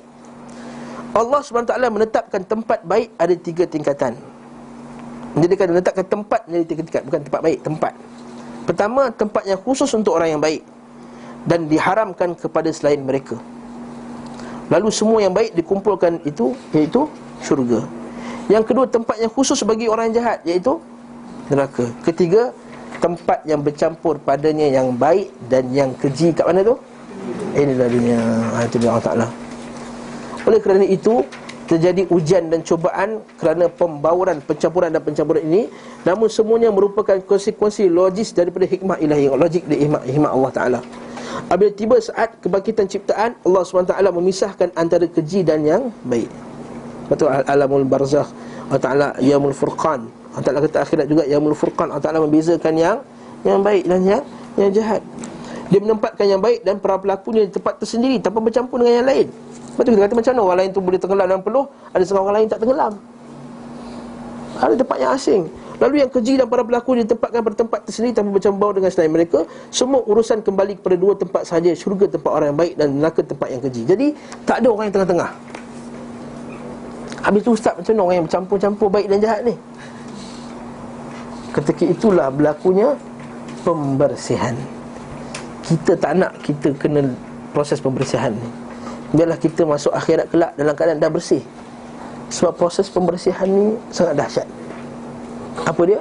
Allah Ta'ala menciptakan atas amalan kedua kelompok pahala dan siksaan, lalu menjadikan perkataan, amalan dan akhlak mereka yang baik-baik sebagai materi kenikmatan dan kelazatan mereka. Dari sini dia menciptakan untuk mereka sebab-sebab kenikmatan dan kegembiraan paling sempurna. Kemudian dijadikan pula perkataan, amalan dan akhlak orang yang keji sebagai materi sebab siksaan dan kepedihan mereka. Dan darinya dia menciptakan untuk mereka sebab-sebab siksaan dan kepedihan. Hikmah mendalam serta kemuliaan hebat dan dahsyat agar dia memperlihatkan kepada hambanya akan kesempurnaan rububiyahnya, kehebatan kuasa Allah, kesempurnaan hikmah, ilmu, keadilan dan rahmatnya. Sebab itulah ahli syurga pun akan sebut alhamdulillah kan. Alhamdulillahillazi hadana lihadza wa ma kunna linahtadiya laula an hadanallah. Alhamdulillah, segala puji bagi Allah telah beri kami. Bahkan ahli syurga pun akan sebut ahli neraka juga akan sebut alhamdulillah. Ahli neraka pun sebut alhamdulillah. Macam mana alhamdulillah pula? Sebab kerana adilnya Allah Subhanahu Wa Taala dalam menghukum. Sampai dia kata segala puji bagi Allah, sungguh adil Allah Taala dalam menghukum. Lepas tu mereka fa'tarafu bidzambi, mereka iktiraf dosa mereka. Beza dengan hukuman dunia, mungkin mereka rasa tidak diadili dengan keadilan yang sepatutnya, tapi di akhirat tidak. Agar dia memperlihatkan kepada hamba-hambanya akan kesempurnaan rububiyahnya, supaya musuh-musuhnya mengetahui pula bahawa mereka lah orang-orang yang mengada-ada dan berdusta. Maksudnya supaya musuh-musuh Islam tahu memang diorang sebenarnya yang salah, bukan para rasulnya yang mulia dan benar. Mereka bersumpah dengan nama Allah, dengan sumpah yang sungguh-sungguh Allah tidak akan membangkitkan orang yang mati. Tidak demikian, bahkan Allah akan membangkitkannya sebagai suatu janji yang benar dari Allah. Akan tetapi kebanyakan manusia tidak mengetahui. Agar Allah menjelaskan kepada mereka apa yang mereka perselisihkan, dan agar orang kafir itu mengetahui bahawasanya mereka adalah orang-orang yang berdusta. Maksudnya bahawa Allah SWT menjadikan bagi bahagia dan sengsara tanda-tanda untuk mengenali keduanya. Orang bahagia, maksudnya nak tahu orang tu bahagia ke, sengsara ke, akhirat kelak, Allah Ta'ala bagi tanda dia. Tanda dia apa? Orang bahagia dan baik tidak patut baginya kecuali yang baik. Jadi kalau kita buat baik kat dunia ni, itu tanda dia jadi ahli syurga. Itulah dalam hadis Nabi kan, yang kita dengar kan, ya Rasulullah, kami masuk syurga ke atas kadar ketentuan Allah ataupun kerana amalan kami? Nabi kata kerana ketentuan Allah. Itu para sahabat kata, ya Rasulullah, habis itu macam mana, apa sebab kita nak beramal ni?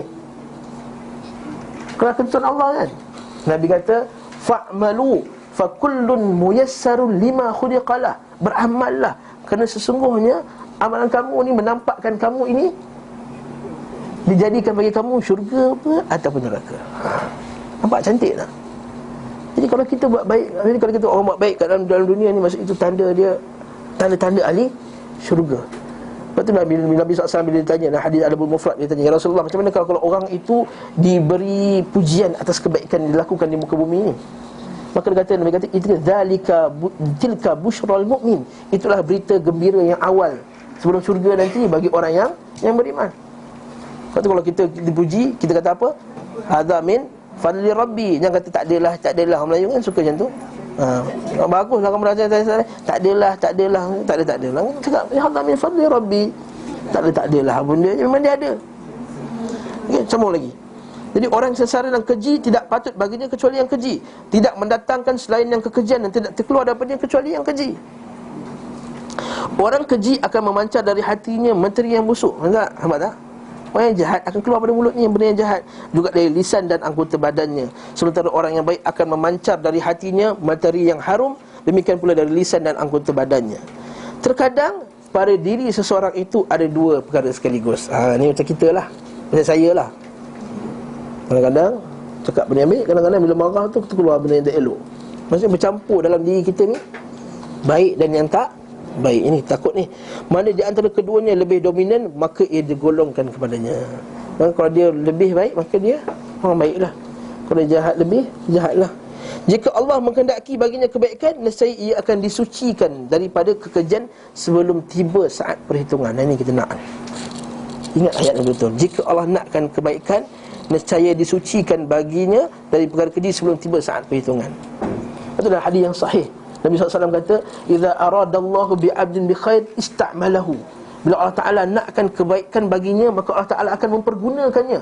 Para sahabat tanya, ya Rasulullah, macam mana mempergunakannya? Iaitu Allah Ta'ala akan menjadikan di akhir hayatnya dia akan melakukan amalan-amalan yang baik. Semoga kita termasuk golongan yang ini, amin. Nampak tak? Beberapa orang yang di akhir hayatnya terlibat dalam perkara yang tak elok. Sebab tu kat sini bertepatan dengan firman Allah Ta'ala, iaitu ya ayyuhalladzina amanu aminu billah. Atau ayat lain pula, ya ayyuhalladzina amanu ya ayyuhalladzina amanu taqullaha wa la tamutunna illa wa antum muslimun. Wahai beriman, bertakwalah kamu kepada Allah, janganlah kamu mati melainkan kamu Islam. Para ulama bincang macam mana nak pastikan kita mati dalam Islam, iaitu kita kena istiqamah. Tak ada cara lain melainkan istiqamah. Kat sini, lalu Allah SWT membalasnya pada hari kiamat dalam keadaan suci sehingga tidak butuh, tidak perlu disucikan dengan neraka. Nampak tak? Allah SWT mensucikannya dari perkara keji itu dengan apa yang sesuai baginya, berupa taubat nasuha contohnya. Jadi pembersihan seorang tu sebelum masuk ke syurga, taubat nasuha, kebaikan-kebaikan yang bisa menghapus keburukan, buat-buat baik yang boleh hapuskan kejahatan kan. Innal hasanat yudhhibna sayyi'at, Allah Ta'ala sebut dalam Quran. Kebaikan itu akan menghapuskan kejahatan. Nabi kata dalam hadis pula, Nabi kata fattabi'il al-sayyi'atul hasanata tamhuha, kata Nabi. Dan ikutilah setiap perkara yang jahat itu dengan perkara yang baik, tamhuha, perkara yang baik itu akan menghapuskan kejahatan tadi. Jadi maupun musibah-musibah. Jadi yang ketiga, musibah. Musibah itu juga penghapus dosa. Hingga ia menghadap Allah Subhanahu Wa Taala tanpa membawa kesalahan sedikit pun. Terkadang pula Allah Subhanahu Wa Taala tidak memberikan kepada orang lain perkara yang mensucikannya. Ini kita tak nak, auzubillah min zalik. Maka orang ini bertemu dengannya pada hari kiamat dengan membawa keburukan dan kebaikan sekaligus. Sementara hikmah Allah Subhanahu Wa Taala tidak memperbolehkan seseorang menempati syurganya dengan membawa keburukan. Maksudnya tadi kan syurga tempat yang baik je. Jadi kalau orang ni bercampur baik dengan jahat, mana boleh masuk syurga? Jadi dia kena lalu proses pembersihan. Oleh itu, orang ini dimasukkan ke neraka sebagai pensucian dan pembersihan baginya. Jika keimanannya telah suci dari kekotoran, maka saat itu layaklah baginya untuk berada di sisinya dan menempati tempat yang orang baik di kalangan hamba-hambanya. Waktu yang dihabiskan oleh orang seperti ini di neraka tergantung cepat atau lambatnya kotoran tersebut hilang dari mereka. Maksudnya banyak lagi lambatlah bersih, lagi lamalah dalam neraka. Orang paling cepat hilang dan paling bersih dari kotorannya, maka ia lebih dahulu keluar. Demikian pula orang yang lebih lama hilang kotorannya di antara mereka, dan saya lebih lambat keluar sebagai balasan yang setimpal. Dan Rabbmu sekali-kali tidak menzalimi hamba-hambanya. Oleh kerana itu orang musyrik kotor dari unsur dan zat. Maksud orang musyrik itu dalam kotor, luar pun kotor. Allah Ta'ala sebut dalam Quran, innamal musyrikuna najas. Orang musyrikin itu najis.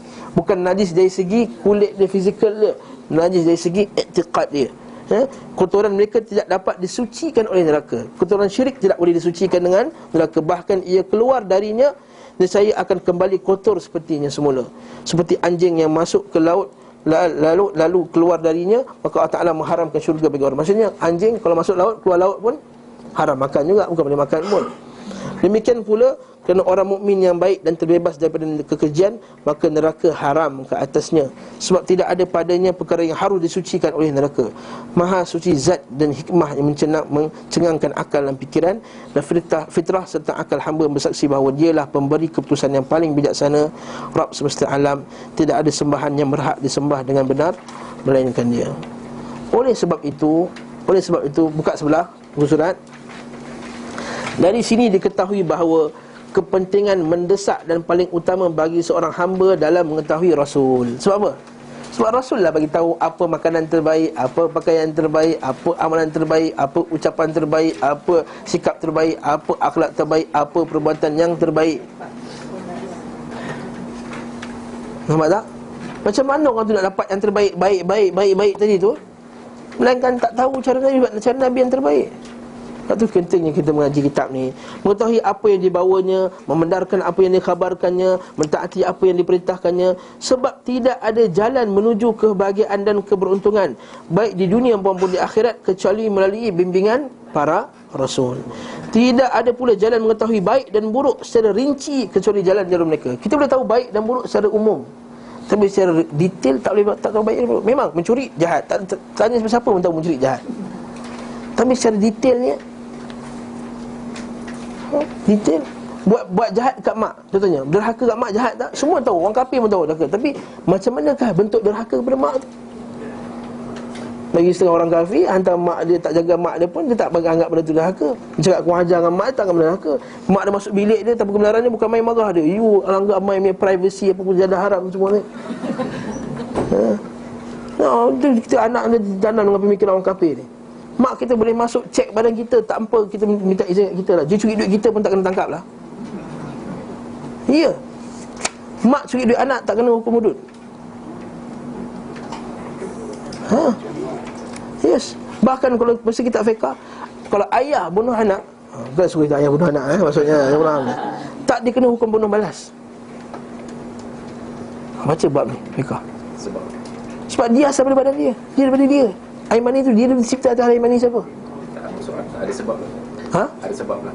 Ada sebunuh. Taklah, bukan. Tak boleh bunuh sebenarnya, mana boleh bunuh, dosa juga. Tapi dia kena hukum takzir lah, tak kena hukum hudud, dia boleh kena hukum takzir lah, boleh kena penjara seumur hidup ke apa ke, kena sebat 20 kali apa, tapi tak dihukum, tak dibunuh balas. Seperti yang kau dalam mazhab fiqh. Sebab tak sama. Baik tu dah rinci tak tahu berbuat baik kepada mak ayah ni, rinci dia. Tak tahu melainkan dengan hadis Nabi sallallahu alaihi wasallam. Rinci buat baik kat orang. Contohnya kita berbuat baik, semua tahu kita kena buat baik kat orang. Tapi rinci buat baik tu macam mana? Bila kita rinci ni, adab makan, rinci dia macam mana? Nabi beritahu. Bukan, kita sekarang bila tak tahu adab makan rinci Nabi, kita akan pakai yang kafir punya, makan tangan gigi, minum tangan gigi. Rinci tu yang kita tak tahu. Redha Allah SWT tidak pernah dicapai tanpa arahan mereka. Nampak ni? Perkara baik di antara amalan, perkataan dan akhlak tidak lain hanyalah berdasarkan petunjuk dan keterangan yang mereka bawa. Mereka lah timbangan yang benar. Maksud mereka lah tempat tepisan yang benar. Nak tahu benda tu baik ataupun jahat. Macam hari Selasa lepas ada bagi soalan, Ustaz tak tahu mimpi tu baik ke mimpi tu jahat. Kita tahu mimpi baik dan jahat itu, tengok mimpi tu tepat dengan Quran dan Sunnah, baiklah mimpi tu. Tak tepat dengan Quran dan Sunnah, mimpi tu tak betul lah. Dengan mengikuti mereka akan jelas perbezaan orang yang mendapat petunjuk dan mereka yang berada dalam kesesatan. Keperluan kepada mereka lebih besar daripada keperluan badan terhadap rohnya, mata terhadap cahayanya, dan roh terhadap kehidupannya. Kepentingan dan keperluan apapun yang dibuat pengandaian, maka kepentingan dan keperluan terhadap para rasul masih jauh lebih tinggi daripada ini. Maksud apa pun kita fikirkan, apa keperluan kita, nyawa ke, gas ke, makanan ke, apa ke, tak, para rasul lebih penting. Bagaimana dugaanmu dengan orang yang apabila lenyap darimu petunjuknya dan apa yang dibawa? Bagaimana pula orang yang tak tahu langsung tentang Nabi SAW? Kita tengok kehidupan mereka sangat tersasar jauh. Nescaya hatimu menjadi rosak bagaikan ikan paus yang berpisah dengan air lalu diletakkan di dalam wajan atau tempat yang kering.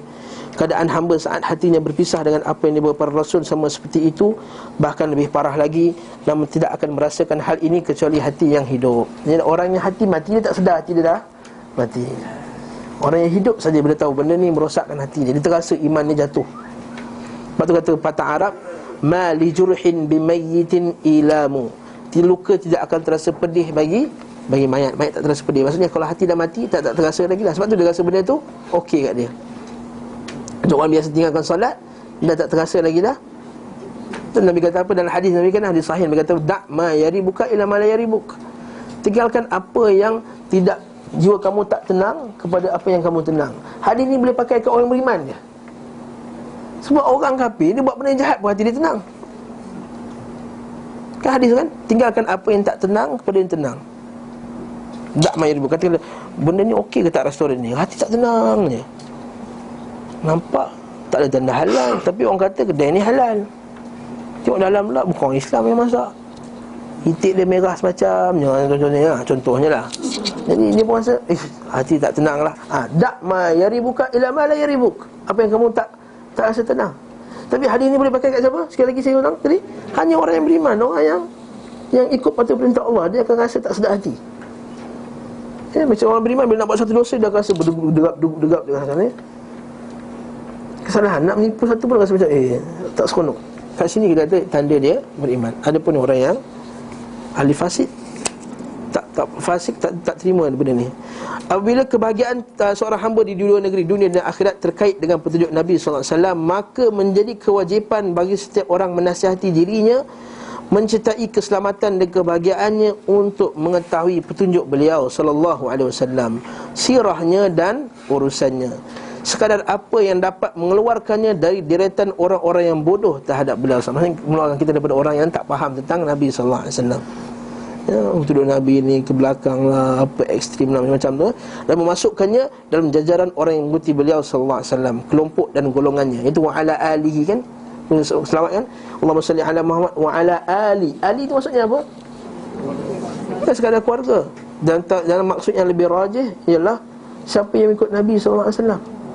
Lepas tu ada satu puak tu kata, ya Rasulullah, ini puak ni golongan engkau. Kebetulan ada bau bacang ke golongan darah. Puak tu musyrik. Dan dia kata, inna bani fulan laisa li bi'al. Sungguh puak itu bukan kena-mengena dengan aku, bukan ahli aku. Jadi puak ni kalau pakallah Habib ke apa ke, al apa tergolek belakang tu ke, kalau dia buat syirik, buat bid'ah, laisa li bi'al. Dia kata bukan daripada aku punya puak. Tak ada kena dengan Habib Malaysia lah ni, Habib lain lah. Habib lain. Habib jual sunnah Habib jual insya-Allah baik. Habib lain lah ni, Habib lain. Bukan Malaysia lah ni. Dan manusia dalam hal ini berada antara yang sedikit dan yang banyak dan yang dicegah sama sekali. Maksudnya ada yang sedikit dapat sunnah tadi, ada yang banyak min mukthir, dan ada yang mahrum, tak dapat langsung sunnah Nabi SAW. Kurnia di tangan Allah. Dan sekali kata apa? Kurnia di tangan Allah. Jangan kita belagak pula daripada sunnah. Belagak. Tak, kurnia di tangan Allah, diberikannya kepada siapa yang dia kehendaki, dan Allah lah pemilik kurnia yang agung.